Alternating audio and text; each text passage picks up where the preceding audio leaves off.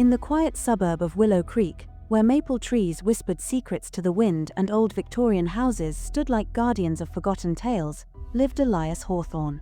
At 78 years old, Elias was a man of mystery even to those who thought they knew him. His days were spent in a modest home filled with books, antique clocks, and the faint aroma of pipe tobacco. But beneath his unassuming exterior lay a fortune amassed from a lifetime of shrewd investments in tech startups during the dot-com boom. Elias had no children of his own, but he had poured his heart and his wealth into his late sister's kids, his niece, Amelia, and nephew, Theo. For over a decade, Elias had been their silent benefactor. It started innocently enough. After their parents' tragic car accident when Amelia was 18 and Theo 16, Elias stepped in anonymously. He set up a trust fund disguised as a scholarship program through a labyrinth of lawyers and shell companies. Amelia attended Yale on his dime, graduating with a degree in art history, while Theo pursued engineering at MIT. Elias watched from afar, his only glimpses coming from social media posts and the occasional family newsletter. He never revealed himself. He didn't want gratitude tainted by obligation. Love shouldn't come with strings, he'd mutter to his cat, Whiskers, as he signed another check. As the years passed, the scholarships evolved into something more. Amelia's post-grad travels through Europe, funded. Theo's startup venture that flopped spectacularly, bailed out. Their first apartments, cars, even lavish vacations, Elias covered it all, always through anonymous channels. He justified it as honoring his sister's memory. But deep down, it was his way of building a family he never had. One crisp autumn evening in 2024, Elias sat by his fireplace, scrolling through his tablet. A notification pinged, Amelia's Instagram story. There she was, radiant in a white gown, toasting champagne with Theo and a group of friends. The caption read, "Tied the knot in paradise. Only the closest hearts invited. #secret wedding #forever us." Elias's heart skipped. Married? Both of them? In secret? He zoomed in on the photos, Amelia with her new husband, a slick venture capitalist named Marcus, Theo with his bride, a social media influencer called Lila. Laughter, beaches, luxury yachts. But no sign of him. Not even a mention. Elias felt a pang, but he brushed it off.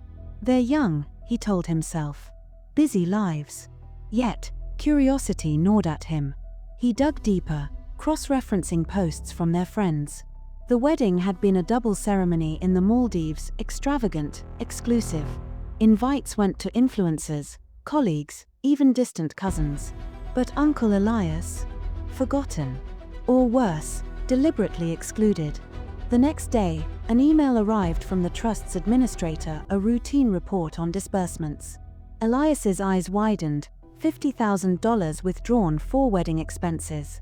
His money had funded the very event that snubbed him. He chuckled bitterly. Special people only, eh? Weeks turned into months. Elias continued the payments, but doubt crept in. Then came the call that shattered everything.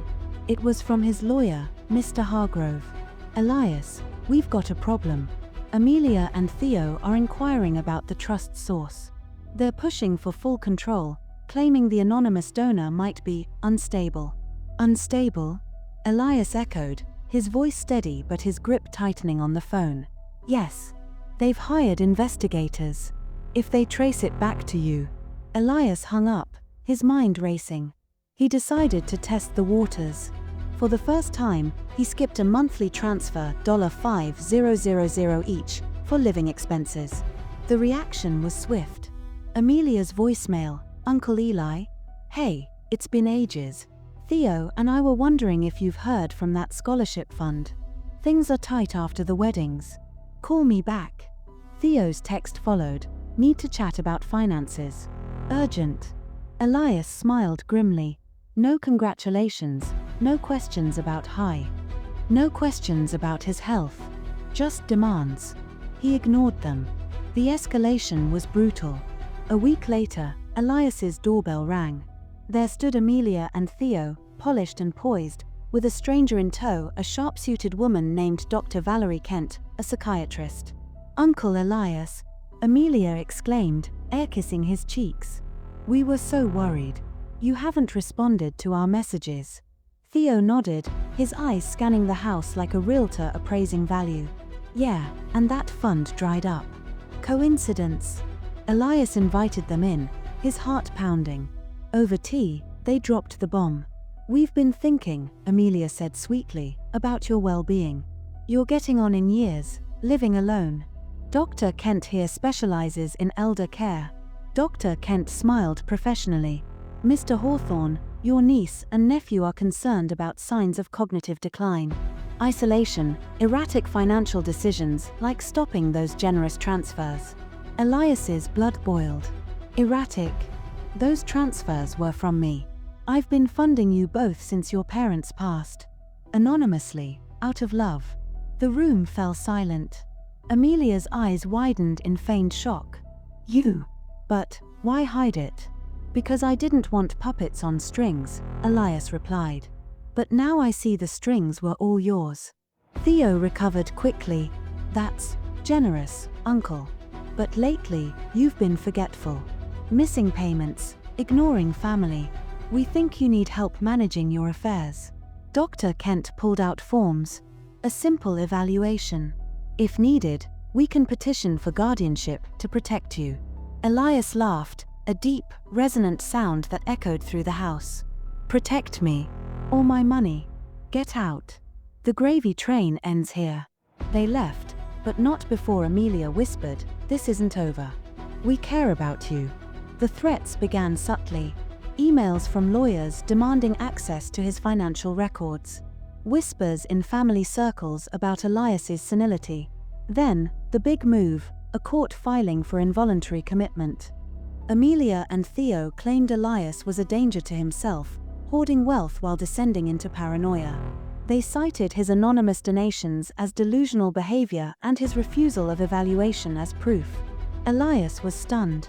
His own blood, trying to lock him away for his fortune. But he wasn't defenseless. Years of solitude had honed his mind like a blade. He called Hargrove. Time to fight back. The courtroom was a battlefield of polished wood and stern faces.